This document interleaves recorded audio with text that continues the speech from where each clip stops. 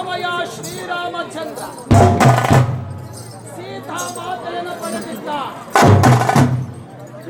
ಸೀತಾಮಾತೆಯನ್ನು ಪಡೆದ ಸಂತೋಷದಲ್ಲಿ ಶ್ರೀರಾಮಚಂದ್ರನಾದರೂ ಸೀತಾಮಾತೆಯ ಮೇಲೆ ಅನುಮಾನವನ್ನು ಪಟ್ಟು ಸೀತಾಮಾತೆಯನ್ನ 14 ವರ್ಷ ವನವಾಸಕ್ಕೆ ಕಳಿಸಿದ್ದಾನೆ. ಇತ್ತಲ ಶ್ರೀರಾಮಚಂದ್ರನಿಗೆ ಸ್ತ್ರೀ ದೋಷ ಉಂಟಾಗಿದೆ. ಇತ್ತಲ ಶ್ರೀರಾಮಚಂದ್ರನಾದರೂ ಯಾವ ನಾರದೇಶ್ವರರಿಗೆ ಬಂದು ಕೆಲವೆಲ್ಲವೋ ನಾರದೇಶ್ವರರೇ ನನಗೆ ಸ್ತ್ರೀ ದೋಷ ಉಂಟಾಗಿದೆ, ಅದನ್ನು ನಾನು ಹೇಗೆ ಪರಿಹರಿಸಿಕೊಳ್ಳಬೇಕು ಎಂಬುದಾಗಿ ಶ್ರೀರಾಮಚಂದ್ರ ನಾರದ ಮಹಾಮುನಿಗಳನ್ನು ಕೇಳುತ್ತಿದ್ದಾರೆ. ಇತ್ತಲ ಯಾವ ನಾರದ ಮಹಾಮುನಿಗಳಾದರು, ಏ ಶ್ರೀರಾಮಚಂದ್ರ, ನಿನಗೆ ಸ್ತ್ರೀ ದೋಷ ಪರಿಹಾರವಾಗಬೇಕಾದರೆ ಕಪಿಲಾ ನದಿ ತೀರಕ್ಕೆ ಹೋಗಿ ಒಣಗಿದ ಮರಳಿನಲ್ಲಿ ಒಂದು ಲಿಂಗವನ್ನ ಮಾಡಿ ಆ ಲಿಂಗವನ್ನ ಷೋಡೋಪಚಾರದಿಂದ ಪೂಜಿಸಿ, ನಿನಗೆ ಸ್ತ್ರೀ ದೋಷ ಪರಿಹಾರವಾಗುತ್ತದೆ ಎಂಬುದಾಗಿ ನುಡಿಯಲಾದ. ಈ ಮಾತನ್ನ ಕೇಳಿದಂತಹ ಶ್ರೀರಾಮಚಂದ್ರ ಕಪಿಲಾ ನದಿ ತೀರಕ್ಕೆ ಬಂದು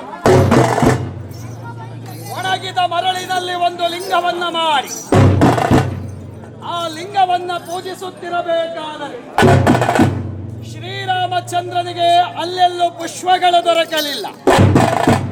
ಆದ ಕಾರಣ ಶ್ರೀರಾಮಚಂದ್ರ ತನ್ನ ಬಿಲ್ಲನ್ನೇ ತೆಗೆದು ಆ ಲಿಂಗದ ಮೇಲೆ ಇರಿಸಿದ್ದಾನೆ.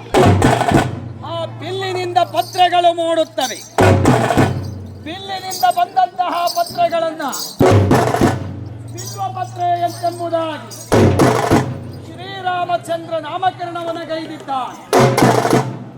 ಅಂದಿನಿಂದ ಇಂದಿನವರೆಗೆ ಶ್ರೀರಾಮಚಂದ್ರನಿಗೆ ಬಿಲ್ವಪತ್ರೆಯೋ ಪ್ರಿಯವಾಗಿದೆ. ಯಾವ ಪರಮೇಶ್ವರನಿಗೆ ಬಿಲ್ವಪತ್ರೆಯೋ ಪ್ರಿಯವಾಗಿದೆ, ಅಂತಹ ಬಿಲ್ವಪತ್ರೆಯನ್ನ ಪರಮೇಶ್ವರನಿಗೆ ಅರ್ಪಿಸಿದರೆ ತ್ರಿಗುಣಾಕಾರ ತ್ರಿನೇತ್ರಂಚ ತ್ರಿಯಾಯುಧಂ ತ್ರಿಜನ್ಮ ಪಾಪ ಸಂಹಾರಂ ಏಕಬಿಲ್ವಂ ಶಿವಾರ್ಪಣಂ ಎಂತೆಂಬುದಾಗಿ ಪರಮೇಶ್ವರನಿಗೆ 3 ದಳದ ಬಿಲ್ವಪತ್ರೆಗಳನ್ನು ಅರ್ಪಿಸಿದರೆ 3 ಜನ್ಮದ ಪಾಪಗಳು ನಾಶವಾಗುತ್ತವೆ. ಹರ ಹರ ಮಹಾದೇವ ದೇವ ಆತ್ಮೀಯ ಶರಣ ಬಂಧುಗಳೇ, ಎಣ್ಣೆಗೆ ತೆರೆ ಕಲ್ಲಕ್ಕೆ ಶರೀರದ ಹೋಗದ ಮುನ್ನ ಅಲ್ಲ ಹೋಗಿ ಬೆನ್ನಬಾಗಿ ಈ ಅನ್ಯರಿಗೆ ಅಂದಾಗದ ಮುನ್ನ ಕಾಲ ಮೇಲೆ ಕೈಯನ್ನೋರಿ ಕೋಲ ಇಳಿಯದ ಮುನ್ನ ನಿನ್ನ ಮೃತ್ಯು ಮುಟ್ಟದ ಮುನ್ನ ನಿನ್ನ ಮುಪ್ಪಿಂದ ಪೊಳೆಯದ ಮುನ್ನ ಪೂಜಿಸಬಲ್ಲಯ ಆ ಪರಮಾತ್ಮನನ್ನ ಎಂಬುದಾಗಿ ಪರಮೇಶ್ವರನನ್ನ ಸ್ಮರಿಸಿಕೊಂಡು ಹೊರಗುರು ವೀರಭದ್ರೇಶ್ವರ ವಾದ್ಯವೈಭವಗಳಲ್ಲಿ